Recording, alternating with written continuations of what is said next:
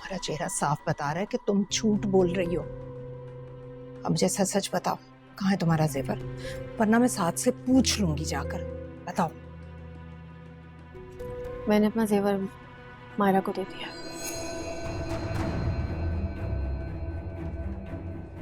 क्या? मैं सोच भी नहीं सकती थी तुम इस कदर बेवकूफ निकलोगी। तुमने अपना जेवर क्यों दे दिया, जबकि तुम अच्छी तरह से जानती हो कि जैतून और उसकी बेटियां तुम्हारे साथ मुखलिस नहीं है। हाँ मैं जानती हूँ, मैं सब जानती हूँ। फिर भी तुमने ये हिमाकत की। मैंने ये इनके लिए नहीं किया, अपने शौहर के लिए किया है। साद मायरा के जहेज को लेके बहुत परेशान थे और मैं साद को परेशान नहीं देख सकती। अगर अपने शौहर की मदद करना हिमाकत है ना, तो ये हिमाकत मैं बार बार करूंगी। देखो बेटा, शौहर का साथ देना, उसकी मदद करना अच्छी बात है, लेकिन उसकी मोहब्बत में अंधे हो जाना ये गलत है। और तुम गलत कर रही हो, बहुत गलत कर रही हो। याद रखो, एक दिन बहुत पछताओगी तुम।